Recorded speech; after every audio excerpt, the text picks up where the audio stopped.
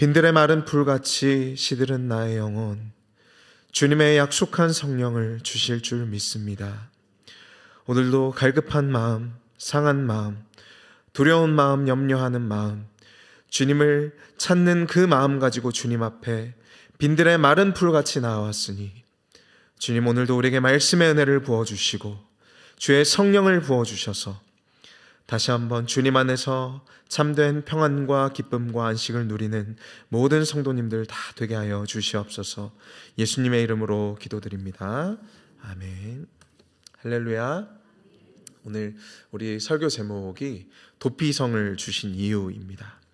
지금까지 여호수아 내용을 지난주까지 19장까지 쭉 만약에 우리가 성경을 읽어오면 굉장히 어떤 의미에서는 좀 읽기 난해한 이 수많은 지명들이 등장을 합니다. 그래서 각 지파들의 경계를 정하고 또 영토의 어떤 그런 것들을 보여주면서 지루한 땅의 목록들이 쭉 나오다가 그 땅 분배가 마무리되고 이제 본격적으로 다시 이야기가 시작되는 것이 오늘 20장이라고 할 수 있을 것 같습니다. 14장에서 19장까지에 이르렀던 이스라엘의 지파들에 대한 땅 분배가 마무리되었고요. 이것은 하나님께서 먼저는 아브라함에게 약속하셨던 그 땅과 자손과 복에 대해서 그 땅에 대한 약속이 성취되었다라는 것을 의미합니다. 그래서 이스라엘은 아마도 자신들에게 분배된 그 땅들을 보면서 하나님께서 반드시 약속을 이루시는 분, 언약을 성취하시는 분이라는 그런 것들을 확인하고 믿음을 가졌을 것 같습니다. 그리고 각 지파별로 땅 분배를 다 마치고 나서, 그러니까 아브라함에게 하신 그 약속이 성취되는 것을 확인하고 나서 곧바로 20장에서 가장 먼저 하나님께서 무엇을 명령하시냐면 도피성에 대해서 명령하신다라는 것이죠. 그만큼 도피성을 지정하고 그 도피성에 대해서 하나님이 말씀하신 대로 그 제도를 세우고 확립하는 것이 이스라엘에게 중요하고 긴급한 일이었다라고 할 수 있습니다. 오늘 본문 1절과 2절 말씀 보시면 여호와께서 여호수아에게 말씀하여 이르시되 이스라엘 자손에게 말하여 이르기를 내가 모세를 통하여 너희에게 말한 도피성들을 너희를 위해 정하라 라고 말씀하고 계시죠. 그리고 3절에 이제 도피성의 목적, 도피성의 존재 이유가 등장하는데 우리 3절 말씀 같이 한번 다시 읽어보겠습니다. 부지 중에 실수로 사람을 죽인 자를 그리로 도망하게 하라. 이는 너희를 위해 피의 보복자를 피할 곳이니라. 3절 말씀을 보시면 도피성은 어떤 사람들이 도망하는 곳이냐면 우발적, 그러니까 실수로 사람을 죽인 자들이 도망하는 곳입니다. 그리고 3절 말씀을 보면 마지막 하반절에 누구를 피한다라고 기록되어 있냐면 피의 보복자라는 표현이 등장합니다. 여러분, 피의 보복자라는 표현이 우리에게 익숙하지 않지만 그 중동 지방의 유목민족들에게는 두 가지 불문율이 있습니다. 그들의 문화적인 불문율이 두 가지가 있는데 첫 번째는 나그네 대접법. 그러니까 어떤 나그네이든지 자신의 집에 오는 나그네를 극진히 환대하는 것이 그들의 문화이고 유목민족들의 불문율입니다. 그래서 제가 이제 어떤 교수님께 수업을 들었는데 중동 지방에 가셨던 이야기를 들려주시는데 처음 보는 그 가정에 방문을 했는데 너무 그 중동 지방에서 극진히 대접을 해주는 거죠. 먹을 것, 마실 것. 하룻밤을 잤는데 그 다음 날에도 이제 언제 가냐를 물어보지 않고 또 자고 또 그 집에서 묵고. 그러니까 그들에게 있어서 몸에 배어있는 관습과 같은 것이 첫 번째는 나그네를 환대하는 것이고요. 두 번째가 바로 고엘이라고 하는 것입니다. 고엘이라고 하는 제도는 피의 보복자라고도 하고요. 또 성경에서 기업 물을 자라고도 합니다. 우리가 기업 물을 자 하면은 잘 아시는 이야기들, 떠오르는 이야기들이 있죠. 보아스와 룻의 이야기. 보아스가 룻에게 기업 물을 자가 되어준 이야기입니다. 이 고엘이라는 제도는 그러니까 가까운 친족들에게 의무와 책임을 다하는 겁니다. 첫 번째 의무와 책임은 무엇이냐면 만약에 이 친척이 가까운 사람이 재산을 잃거나 재정적으로 어려운 일이 생겼을 때 그것을 갚아주는 일. 그래서 이제 보아스가 룻에게 했던 것처럼 기업 물을 자가 되어주는 것이 고엘이고요. 두 번째 고엘의 기능은 무엇이냐면 피해 보복자로서의 기능입니다. 내가 누군가에게 상처를 입거나 죽임을 당하면 저와 가까운 친족이 그것에 대해서 원수를 갚아주는 것이죠. 우리가 잘 아는 이야기 중에 아브라함이 조카 룻이죠. 너무 헷갈리는 룻이 아니라 롯을 구하러 간 이야기가 있죠. 그 소돔에서 있었던 전쟁에 휘말려 가지고 롯이 포로로 잡혀가서 아브라함이 자신들의 집에 있는 장정들을 이끌어다가 그들을 이제 그 조카를 구해내지 않습니까? 그게 뭐냐면 사실은 고엘이라는 제도, 피해 보복자라는 그 제도로서 아브라함이 책임과 의무를 다한 것이죠. 그래서 오늘날에도 그 중동 지방에 테러와 전쟁이 끊이지 않는 이유가 바로 이 고엘 제도 때문이라고 합니다. 당하면 갚아줘야 하는 것이죠. 그래서 오늘 본문 3절에서 등장하는 이 피해 보복자를 피해서 도피성으로 도망하게 하라라고 나와 있는 것입니다. 피해 보복자, 그러니까 내가 우발적인 살인을 저질렀는데 그 살해를 당한 사람의 가까운 친족, 그에 대해서 고엘의 의무와 책임을 가진 자가 나의 생명을 빼앗기 전에 어디로 도망하라? 도피성으로 도망하라 라는 것입니다. 그러나 살인을 저지른 자들은 누구나 도피성으로 피할 수 있는 것이 아니라 3절에서 분명한 조건을 달고 있죠. 부지 중에 실수로 사람을 죽인 자라고 하고 있습니다. 그리고 이 도피성 제도에 대해서 기록한 다른 성경의 다른 부분인 신명기 19장에서는 구체적인 사례를 들고 있습니다. 신명기 19장 4절에서 5절 말씀인데요. 살인자가 그리로 도피하여 살만한 경우는 이러하니 곧 누구든지 본래 원한이 없이 부지 중에 그의 이웃을 죽인 일, 가령 사람이 그 이웃과 함께 벌목하러 삼림에 들어가서 도끼를 들고 벌목하려고 찍을 때 도끼가 자루에서 빠져서 그의 이웃을 맞춰서 그를 죽게 함과 같은 것이라. 이런 사람들입니다. 우발적으로, 그러니까 내가 어떤 의도와 미운 감정과 원한 때문에 살인을 저지르는 것이 아니라 사고가 일어났을 때 여전히 그럼에도 불구하고 피해 보복자, 그 고엘의 책임과 의무를 다해야 하는 사람은 나의 생명에 대한 피해 보복자와의 의무와 책임이 있기 때문에 그가 그의 의무를 다하기 전에 나는 도피성으로 도망하라라는 말이죠. 자, 계속해서 오늘 보면 4절 말씀 보겠습니다. 이 성읍 들 중에 하나에 도피하는 자는 그 성읍에 들어가는 문 어귀에 서서 그 성읍의 장로들의 길에 자기의 사건을 말할 것이요 그들은 그를 성읍에 받아들여 한 곳을 주어 자기들 중에 거주하게 하고. 내가 그냥 우발적인 살인을 저질렀다라고 해서 도피성에 그냥 들어갈 수 있는 것이 아니라 무엇을 반드시 받아야 하냐면 성읍 문 어귀에 서서 그 성읍의 장로들에게 재판을 받아야 합니다. 이 사람이 왜 살인을 저지르게 되었는지, 그것이 정말로 우발적인 것이었는지 아니면 원한에 따른 의도적인 살인인지를 그 성읍의 장로들에게 재판을 받고, 만약에 그 사람이 부지 중에 살인을 저지른 것이 인정되면 그 도피성으로 들여보내준다라는 것이죠. 그래서 5절 말씀을 보시면 피해 보복자가 그의 뒤를 따라온다 할지라도 그 살인자를 그의 손에 내주지 말지니. 이 도피성의 기능이 무엇이냐? 우발적 살인이 아니고 고의적 살인이 아니었다면 이 살인자를 보호해주고 피해 보복자들로부터 보호해주는 것이 이 도피성의 역할이었다는 것이죠. 반대로 그렇다면 고발로, 그러니까 고의적으로 살인한 것이라면 어떻게 될까요? 재판을 받고 성읍에 쫓겨나서 아마도 살해를 당할 것입니다. 그렇다면 이 도피성에 거주하게 된 사람들은 도피성에 언제까지 살아야 하는가? 우리 6절 말씀에 나와 있는데요. 그 살인자는 회중 앞에 서서 재판을 받기까지 또는 그 당시 대제사장이 죽기까지 그 성읍에 거주하다가. 언제까지 도피성에 살아야 하는가? 여러분 생각해 보면 이 살인자의 생업은 어디에 있습니까? 자신의 고향이 있죠. 자신이 살인을 저지른 그곳에 있죠. 이 살인자, 우발적 살인자의 가족도 어디에 있죠? 고향에 있죠. 아내나 남편이나 모든 생활 환경이 자신이 살인을 저지른 그 고향에 있을 것입니다. 그러나 이 사람은 언제까지 도피성에 머물러야 하냐면 대제사장이 죽을 때까지는 그 도피성에 머물러야 한다. 만약에 제가 도피성에 들어갔는데 그 다음에 대제사장이 돌아가시면 저는 그 다음에 즉시 자유의 몸이 될 것이고 50년이 걸렸다. 그러면 50년 후에 자유의 몸이 되는 것이겠죠. 그래서 이 도피성들에 대한 구체적인 지명들이 7절과 8절에 등장을 합니다. 먼저 요단강 서편의 세 곳, 어디냐면 게데스, 세겜, 기럇 야르바라고 하는 곳 헤브론이고요. 그리고 요단 동편에 또 세 곳인데요. 베셀과 길랏 라못과 바산 골랏이다. 그럼 총 이 이스라엘 영토에 도피성이 몇 군데 있습니까? 6군데 있습니다. 이렇게 이스라엘 영토 안에서 우발적 살인자들이 도망할 수 있는 곳이 총 6개의 성읍입니다. 그리고 이 성읍들은 누구나 어디에서든지 이스라엘 땅 어디에서든지 하룻길 안에 도착할 수 있도록 약 50km 안에 골고루 분배가 되어 있다라고 합니다.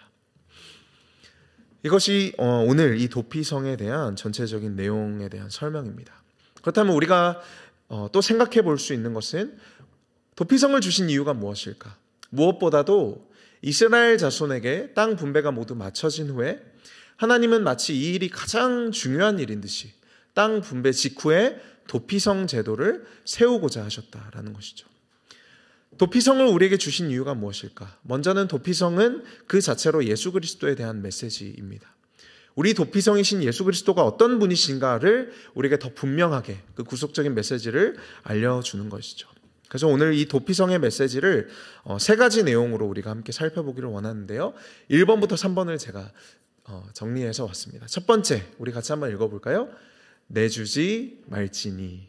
무엇에 대한 말이냐면 이 도피성이 우리에게 주는 안정성에 대한 내용입니다. 내주지 말지니. 두 번째는 무엇이죠? 대제사장이 죽기까지. 이것은 구별성에 대한 내용이고요. 세 번째, 누구든지. 접근성과 개방성에 대한 내용입니다. 이 도피성에 찾아온 사람은 누구도 내주지 않아야 하고요. 대제사장이 죽기까지 살아야 하고 마지막으로 누구든지 도피성에 올 수 있습니다. 이 내용을 함께 살펴보도록 하겠습니다. 첫 번째, 내주지 말지니. 안정성에 대한 내용인데요. 여러분, 도피성에는 어떤 사람들이 거주할까요? 도피성은 어떤 사람들이 모여 살까요? 죄인들, 살인자들. 그리고 한 부류의 사람들이 더 살고 있습니다. 그들이 누구냐면 바로 레위인들입니다. 첫 번째로 민수기 35장 6절 말씀을 보면 너희가 레위인에게 줄 성읍은 살인자들이 피하게 할 도피성으로 6성읍이요 그 외에 42성읍이라. 그러니까 이 레위인들에게 도피성이 먼저 주어졌습니다. 레위인들은 이 도피성에 거주하면서 그곳을 관리하고요. 또 유대 전승에 따르면 이 도피성으로 오는 푯말을 세워놔야 했습니다. 그리고 매년마다 도피성으로 오는 넓은 길을 정비하도록 되어 있습니다. 그러니까 첫 번째로 이 도피성에 사는 사람들은 레위 자손들로서 그들은 도피성을 관리하고 도피성으로 오는 길을 닦아놓고 도피성으로 찾아올 수 있도록 푯말을 세워놓는 것이 역할이었습니다. 두 번째로는 여러분들이 말씀해 주신 것처럼 살인자들이죠. 특별히 앞서 나눈 것처럼 재판을 받고 그 성읍의 장로들에게 그 죄가 인정된 자들이 그 성읍에 거주합니다.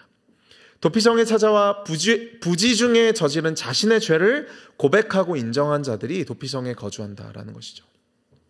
그래서 도피성은 어떤 사람들이 거주하냐? 자신이 죄인임을 인정하고 고백한 자들이 거주하는 성읍이다. 도피성에 찾아와 부지 중으로 자신이 그 죄를 저질렀음을 그 성읍의 장로들에게 또 그 성읍의 사람들에게 공개적으로 내용이 공개가 되겠죠. 그렇게 자신의 죄를 인정하고 고백한 사람들이 모여 사는 것이 바로 도피성이라고 할 수 있습니다. 그런데 또 재밌는 것은 우리가 앞서 말씀드렸던 첫 번째 부류의 사람들, 바로 레위 사람들도 살인자의 후손이라는 것입니다. 우리가 잘 아는 이야기인데 창세기 34장에서 그 야곱의 딸 디나가 세겜 사람들에게 그 강간을 당하자 시므온과 레위가 그 세겜 사람들에게 할례를 받게 하고 그 성읍 사람들을 모두 죽게 만듭니다. 그로 인해서 야곱은 마지막 유언에서 레위에 대해서 이렇게 평가를 했는데요. 창세기 49장 5절에 시므온과 레위는 형제요 그들의 칼은 폭력의 도구로다. 그러니까 엄밀히 말하면 레위 지파 사람들도 살인자의 후손이라는 말입니다. 그러니까 이 도피성이라는 곳은 살인자의 후손들과 그리고 부지 중에 살인을 저지른 사람들이 모여서 사는 곳이 바로 도피성이다. 죄인들이 이 도피성에서 모여서 살면서 무엇을 보장받냐면 그 안정성을 보장받는다라는 말이죠. 그래서 이 도피성에 사는 사람들은 이 피해 보복자가 찾아와도 절대로 내어주지 않습니다. 두 번째로는 대제사장이 죽기까지 구별성에 대한 내용인데요. 우리 6절 말씀 다시 한번 볼까요? 그 살인자는 회중 앞에 서서 재판을 받기까지 또는 그 대제사장이 죽기까지 그 성읍에 거주하다가. 여러분, 이 도피성이라는 성읍은 어떤 성읍이냐면 죄인들의 공동체다라고 말씀을 드렸습니다. 죄인들의 공동체, 모두가 살인자고 모두가 죄인이다. 그러니까 이 공동체는 철저하게 하나님의 은혜로만 살아가는 공동체입니다. 외지로부터 찾아온 다양한 부류의 사람들이 각자의 아픔과 사연과 자신의 연약함과 죄를 가지고 모여서 사는 곳이 바로 도피성이죠. 그리고 이 도피성은 분명히 세상의 원리와는 구별되는 곳이라고 할 수 있습니다. 우리가 잘 아는 것처럼 고대 근동지방의 법칙은 무엇이냐면 눈에는 눈, 이에는 이입니다. 내가 이 사람에게 이만큼 피해를 입혔으면 이만큼 피해를 얻어야 하는 것이 이 세상의 법칙이죠. 인과응보라고도 합니다. 심은 대로 거둔다라고도 하죠. 콩 심은 데 콩 나고 팥 심은 데 팥 나는 것이 이 세상을 지배하는 원리라는 것입니다. 제가 1:1 제자 양육을 청년과 하고 있는데요. 이제 직장 생활을 시작한 지 얼마 안 된 청년입니다. 그래서 제가 직장 생활 해보니까 소감이 어떻냐고 이번 주에 물어봤는데 뭐라고 했냐면 30년 넘게 이 직장 생활을 유지하신 부모님이 너무나도 존경스럽다라고 말하더라고요. 그리고 계속해서 무엇에 대해서 이야기를 했냐면 직장 생활을 하면서 이 청년이 세상에서 배우는 것, 내가 쓸모없으면 언제든지 버림받을 수 있구나. 내가 직장에서 나의 능력과 나의 가치를 증명하지 않으면 언제든지 나는 버림받을 수 있구나를 배운다라고 하더라고요. 내가 능력이나 돈이나 조건을 갖추면 사랑받고요. 직급에 따라서 월급이 다르고요. 주차하는 자리도 다릅니다. 내 몫은 내가 해내야 된다라는 것이 세상이 돌아가는 원리라는 거죠.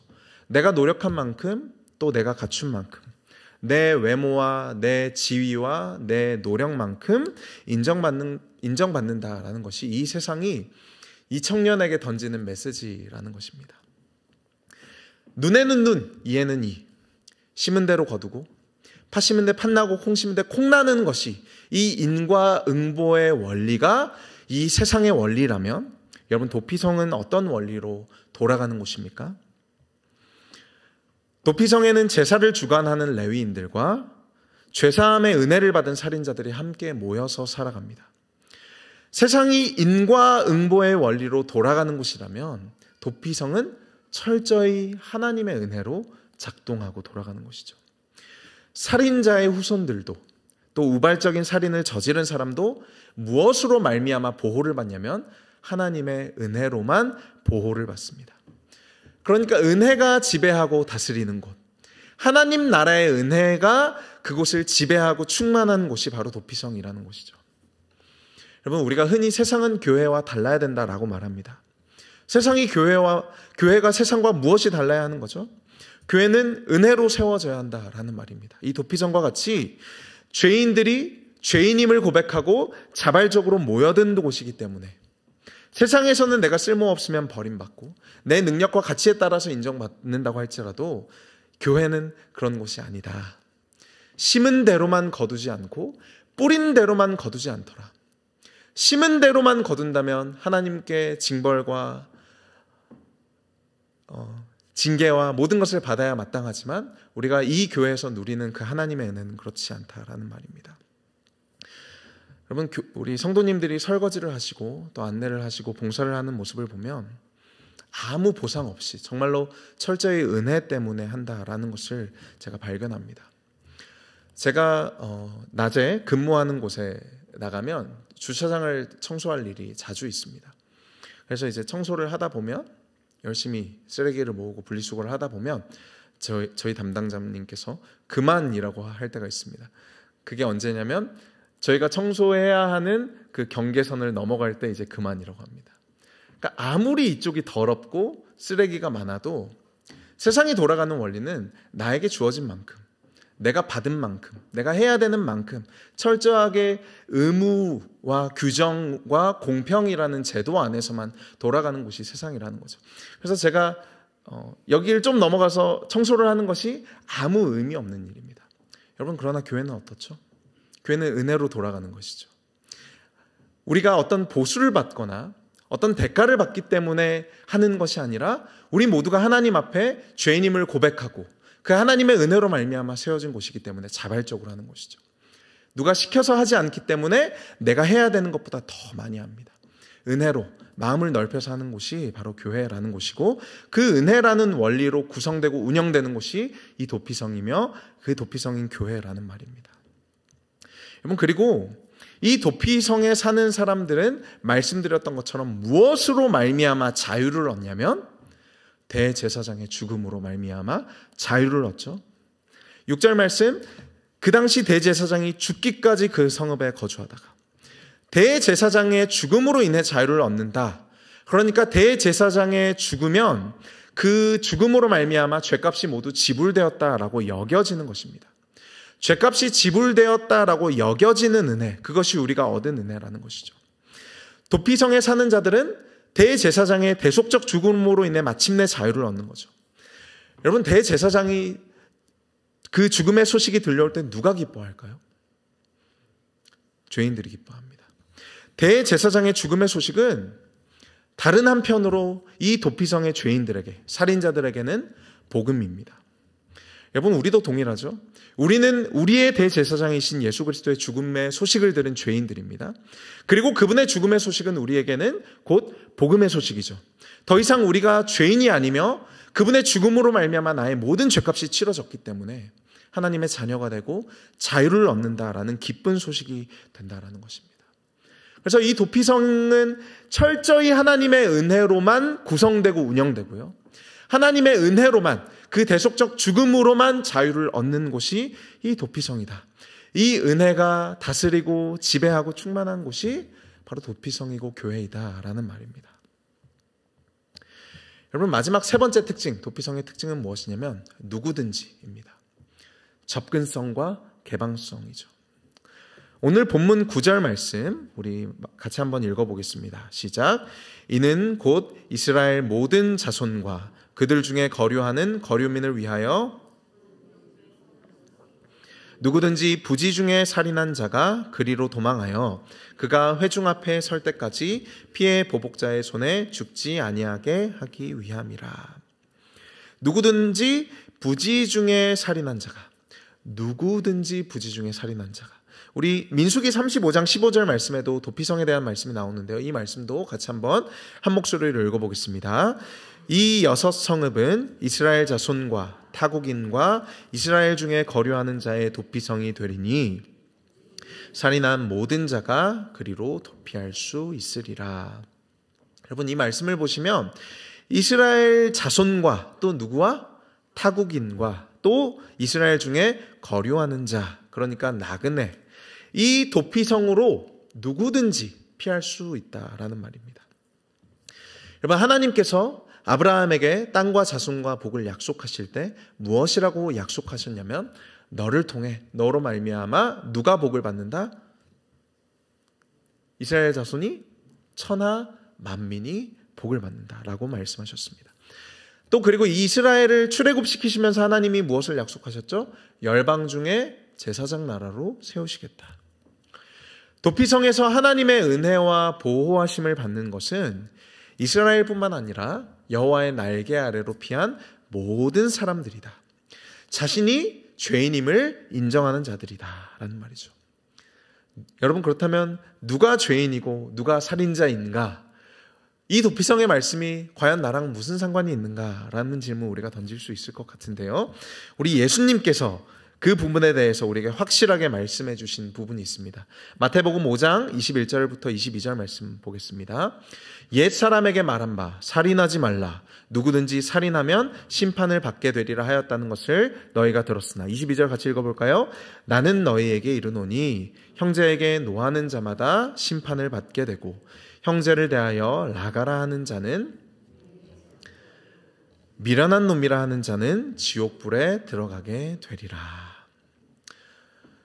예수님께서 너무나도 분명하게 우리에게 콕 집어서 말씀해 주신 내용이죠.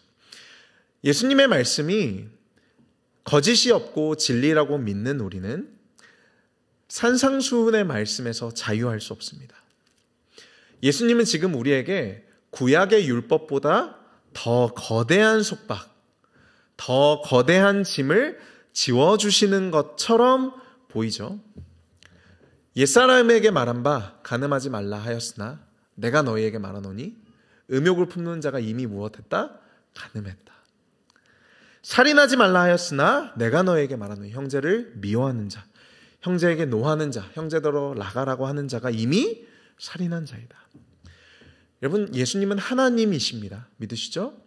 그 하나님께서 2000년 전 그 모세에게 주셨던 그 율법의 말씀을 재해석하시고 하나님께서 그 율법의 진의, 그 율법을 주시고자 하는 진정한 의도가 무엇인지를 말씀해 주셨습니다. 산 위에서. 그것이 산상수훈의 말씀이시죠. 하나님께서 우리에게 말씀해 주신 그 율법의 정신은 무엇이냐면 그저 너희가 살인하는 자가 되지 말라는 것이 아니라 더 높은 기준, 더 높은 가치이죠. 형제를 미워하지 말라. 더 높은 정신과 기준, 더 높은 순종을 우리에게 요구하신다라는 말입니다. 그러니까 이 산상수훈의 말씀, 옛사람에게 말한 바 무엇이라 말하였으나 내가 너희에게 말하노니 너희는 여기까지 순종해라는 그 말씀은 너희 중에 그 누구도 율법의 요구에 모두 순종할 수 없다라는 뜻으로 우리에게 주시는 말씀입니다. 그래서 마틴 로이드 존스 목사님이 산상수훈의 말씀에 대해서 무엇이라고 말씀하셨냐면 예수님의 십자가가 나를 구약의 율법이 아니라 산상수훈의 말씀으로부터 구원하여 주셨다라고 말합니다. 여러분, 우리가 마태복음을 진지하게 들여다보면 하나님 아무도 이렇게 살 수 없습니다라는 탄식이 쏟아나오죠. 그러니까 예수님의 말씀에 따르면 우리가 무엇한 자냐면 살인한 자다. 우리 자신이 모두 간음한 자요, 우상숭배자요, 악독한 자요, 당짓는 자요, 죄인이다. 우리 중에 그 누구도 그 하나님의 준엄한 율법의 명령과 말씀 앞에서 자유할 수 없다라는 말이죠. 그러므로 우리는 누구에게로 피해야 합니까? 예수 그리스도에게로, 도피성인 예수님에게로 피해야 하는 거죠. 우리에게 남아있는 마지막 소망, 우리에게 있는 마지막 피난처는 우리의 도피성 되시는 예수 그리스도밖에 없다.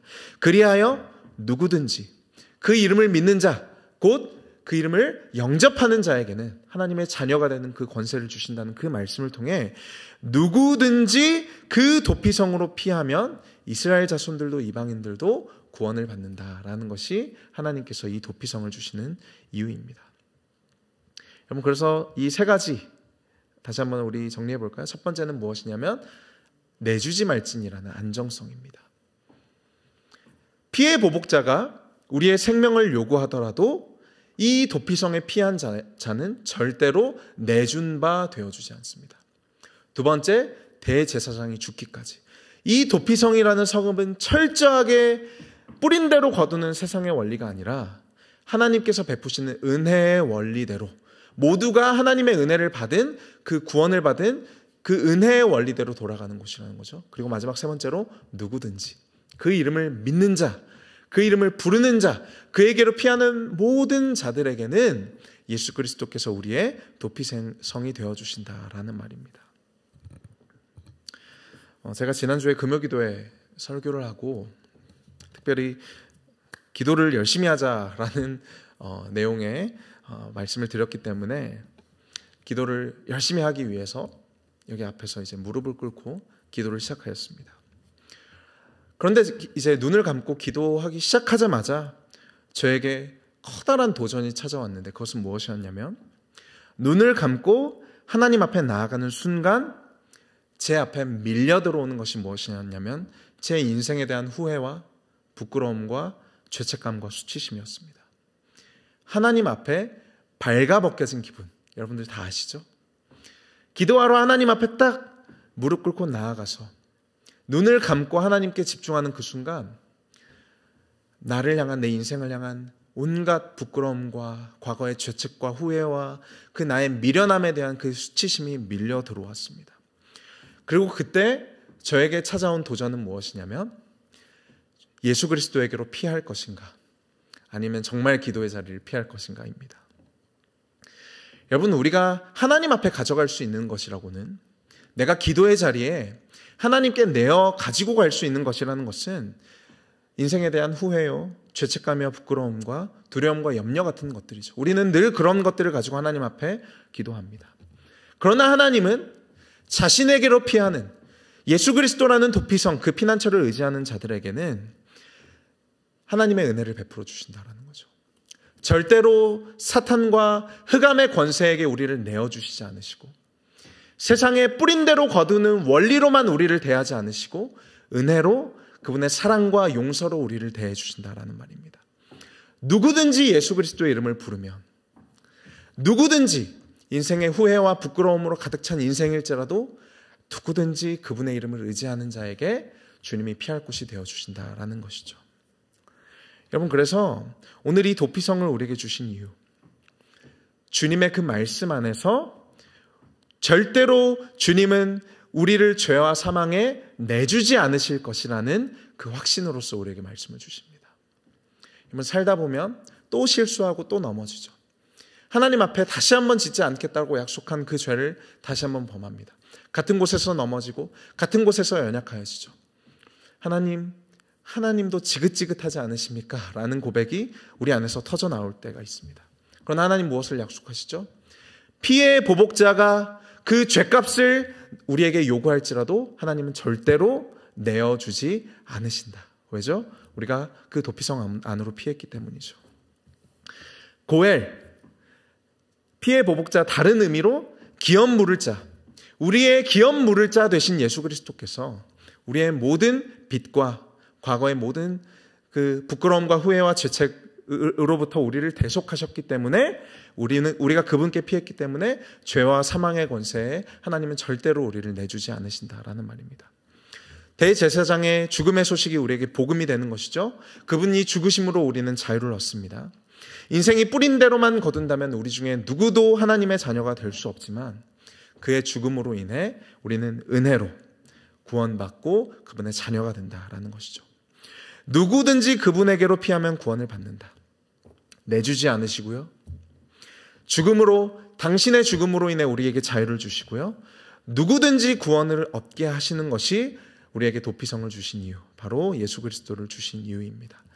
우리 주님이 내 집은 만민이 기도하는 집이다라고 말씀하신 이유입니다. 수고하고 무거운 짐진 자들아 다 내게로 오라. 내가 너희를 쉬게 하리라. 오늘도 우리의 도피성 되시는, 우리의 피난처 되시는 그 주님 안에서 세상이 줄 수 없는 그 평안과 기쁨과 자유함으로, 안식으로 나를 절대로 내어주지 않으시고요. 나를 위해서 그 죽음으로 십자가에 위해서 모든 죄의 값을 대속하시고 누구든지 용납하시고 받아주시고 용서하시는 그분의 사랑 안에 참된 기쁨과 평안을 누리신 여러분들 되시기를 주님의 이름으로 축복합니다. 기도하겠습니다. 하나님 감사합니다. 오늘 이 여호수아의 말씀을 통해서 우리의 도피성 되시는 예수 그리스도께서 절대로 죄와 사망의 권세에 우리를 내어주지 않으시며 우리를 위해 죽임당한 바 되시며 누구든지 그 이름을 믿는 자, 부르는 자에게 자유와 평안을 주신다고 약속하셨습니다.